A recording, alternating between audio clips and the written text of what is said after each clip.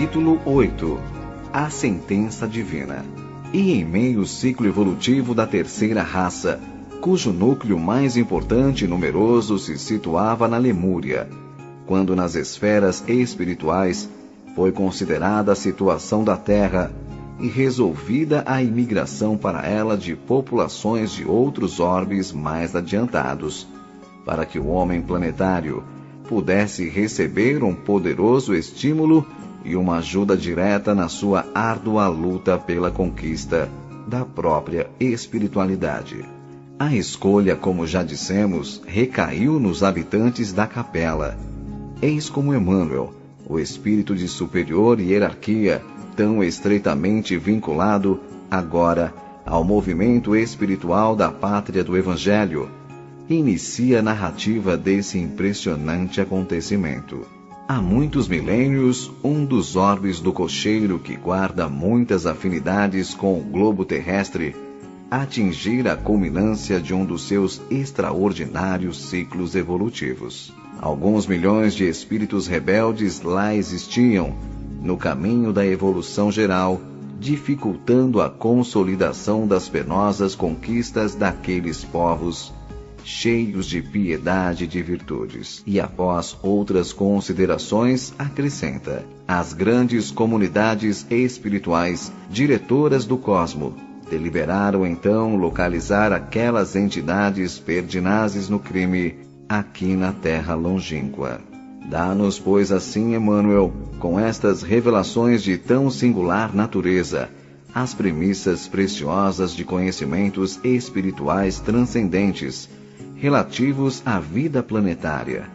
Conhecimentos estes, já de alguma forma focalizados pelo codificador, que abrem perspectivas novas e muito dilatadas à compreensão de acontecimentos históricos, que de outra forma, como muitos outros têm sucedido, permaneceriam na obscuridade, ou melhor, das hipóteses, não passariam de lendas.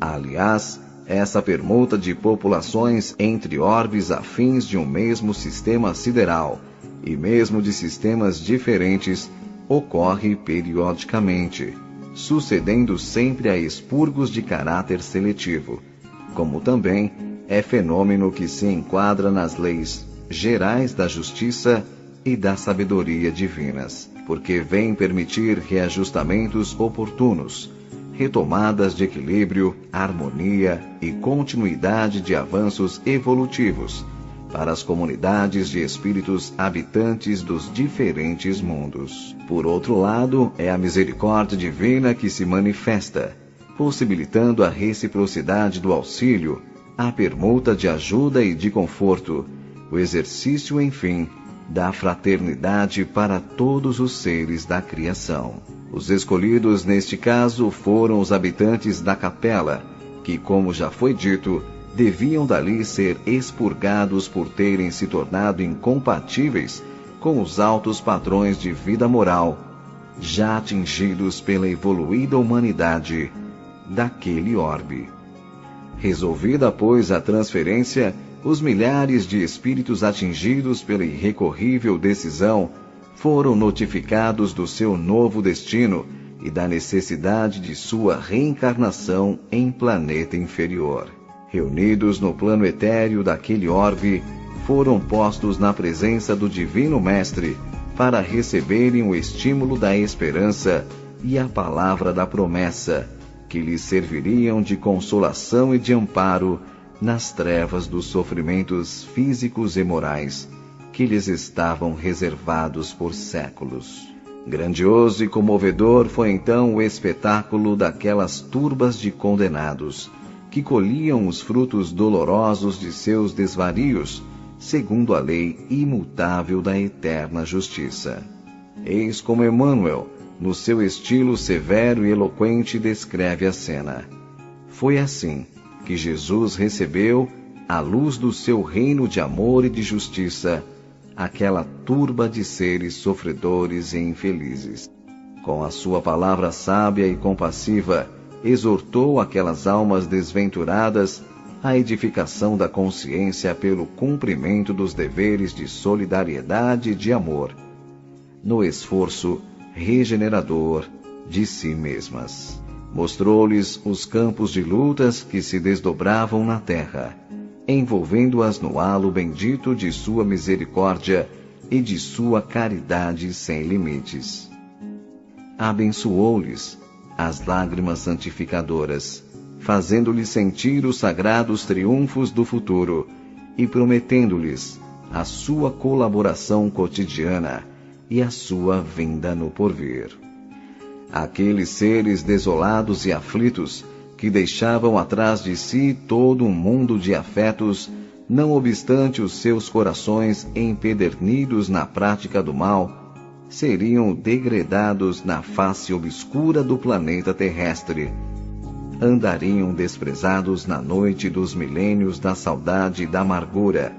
Reencarnar-se-iam no seio das raças ignorantes e primitivas, a lembrarem um paraíso perdido nos firmamentos distantes. Por muitos séculos não veriam a suave luz da capela, mas trabalhariam na terra acariciados por Jesus e confortados na sua imensa misericórdia.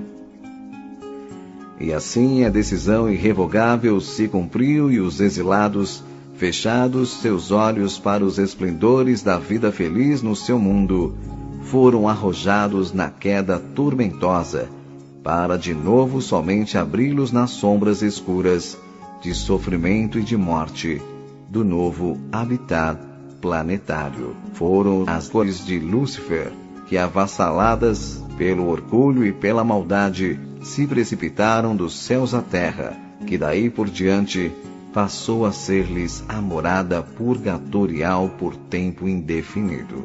E após a queda, conduzidos por entidades amorosas, auxiliares do Divino Pastor, foram os degredados reunidos no etéreo terrestre e agasalhados em uma colônia espiritual, acima da crosta, onde durante algum tempo permaneceriam em trabalhos de preparação e de adaptação para a futura vida a iniciar-se no novo ambiente planetário.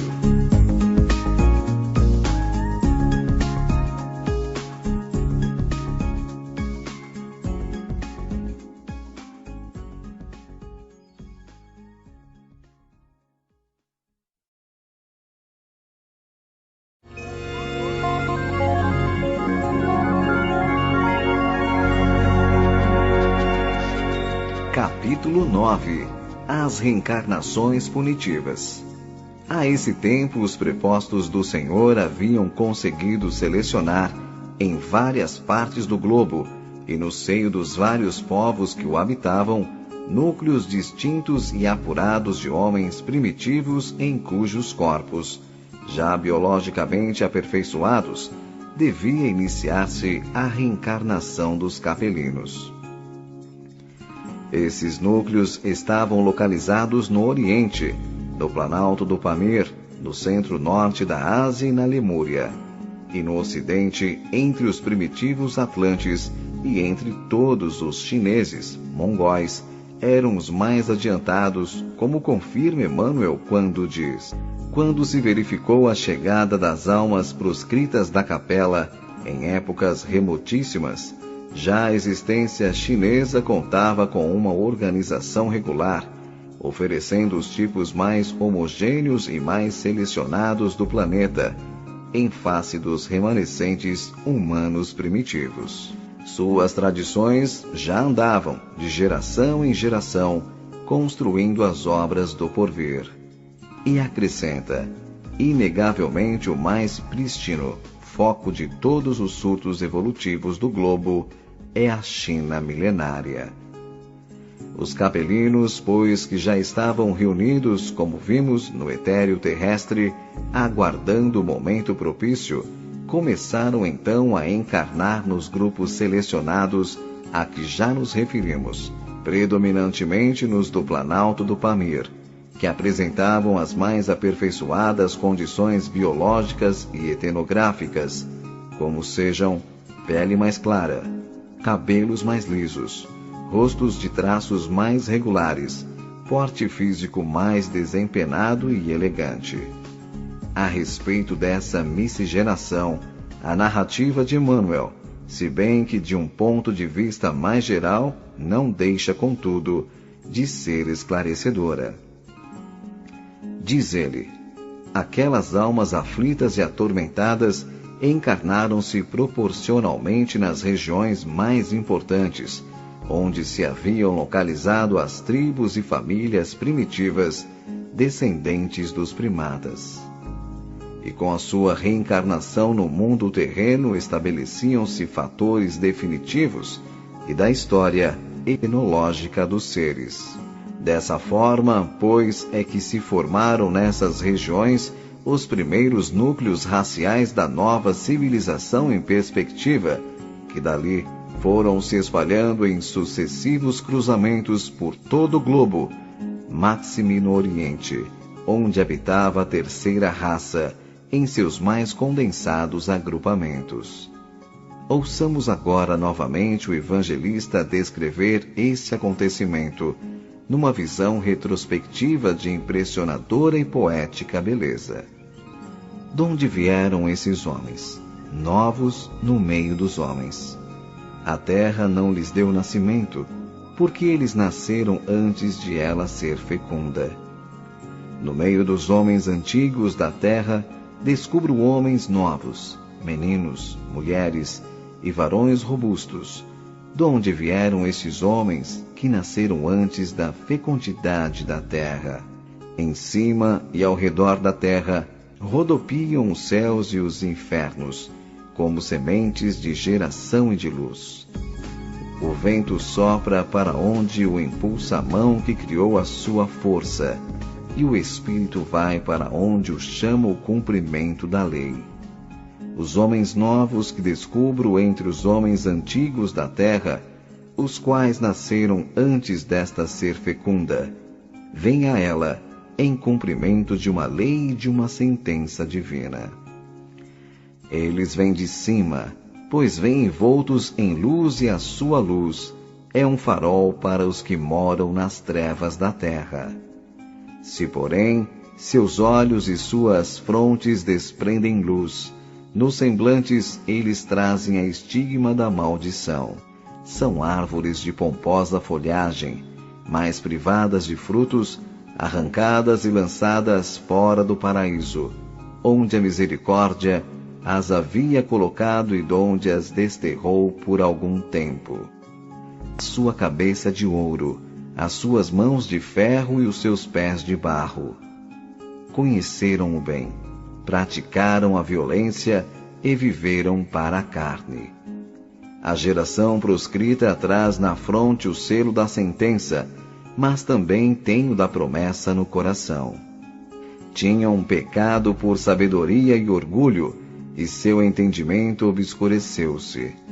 A obscuridade foi a sentença do entendimento ensoberbado, e a luz, a promessa da misericórdia que subsiste e subsistirá. Bem-aventurados os que choram por causa das trevas e da condenação, e cujos corações não edificam moradas, nem levantam tendas. Porque serão peregrinos no cárcere, e renascerão para morar perpetuamente, de geração em geração, nos cimos onde não há trevas, porque recuperarão os dons da misericórdia na consumação. A descida dessa raça maior causou, como era natural, no que respeita à vida de seus habitantes primitivos, sensível modificação no ambiente terrestre, que ainda mal refeito das convulsões telúricas que assinalaram os primeiros tempos de sua formação geológica, continuava, entretanto, sujeito a profundas alterações e flutuações de ordem geral.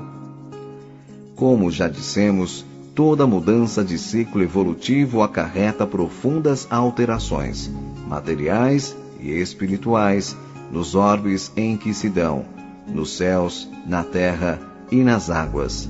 Há terríveis convulsões, deslocamentos, subversões de toda ordem com dolorosos sofrimentos para todos os seus habitantes.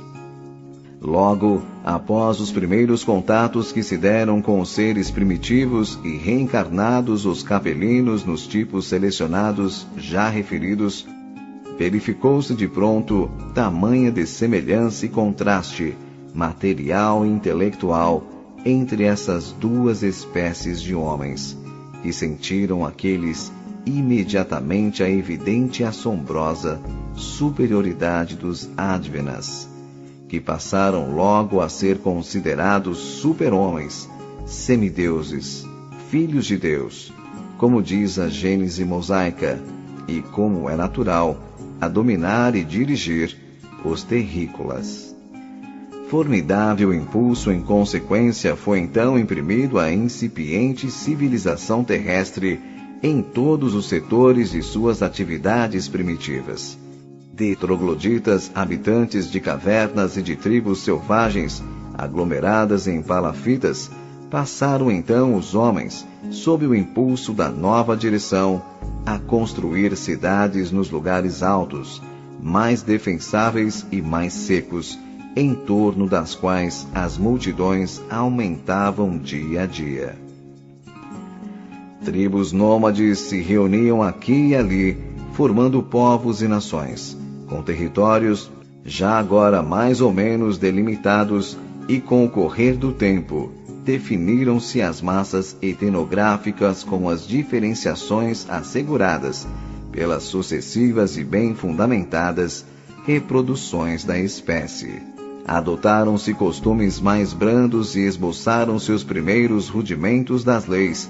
Os povos, que então saíam da era da pedra polida, estabeleceram os fundamentos da indústria com a utilização, se bem que incipiente, dos metais, foi se assegurando aos poucos a base de uma consciência coletiva. Experiências já sofridas e pelo crescente despertar da razão, ainda que embrionária, iniciaram uma tentativa de organização social em um novo e mais promissor período de civilização.